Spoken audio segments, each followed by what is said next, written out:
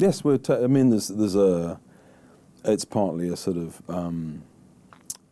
it's partly politeness, I think, political politeness. I think a lot of politicians lack the vocabulary to talk about it in a good faith way.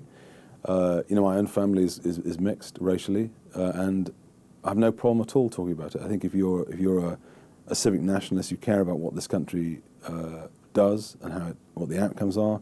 It's totally illogical to have a view that it's insane actually to think that 1.4 million gross migration won't affect housing.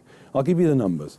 So in this country, sadly, the state sector capacity in building houses was basically deliberately destroyed, first under Thatcher and then absolutely destroyed under New Labour. New Labour, interesting stat this, people can't believe this, but it's true. New Labour built fewer council houses in the whole of its period in office than Mrs. Thatcher did every year.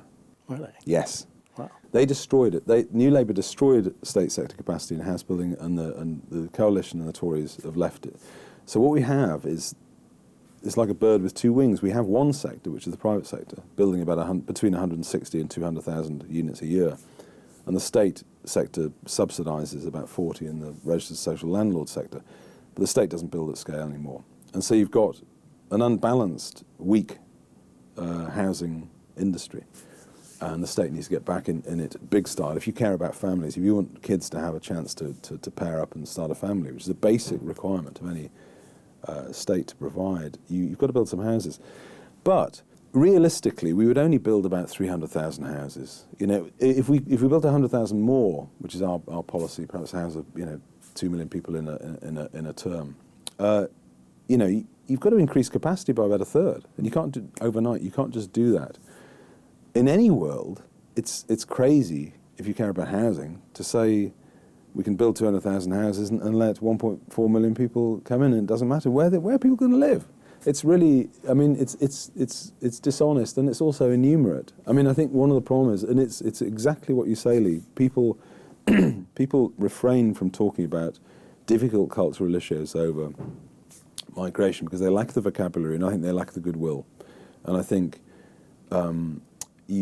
Shelter, the housing charity, refuse to engage with the issue, the fact that immigration must impact on housing. And that is just disingenuous. I mean, that is ludicrous for a housing charity not to realise that mass migration has got to impact on housing. What are people going to live in a tent? I mean, it's ridiculous. So we'll continue to bring it up, and you won't. It's one of these things that this is a primary cause of the housing crisis and the secondary cause. You might say mass immigration is the primary cause or the secondary cause. It doesn't really matter. The failure to build houses is the primary, whatever.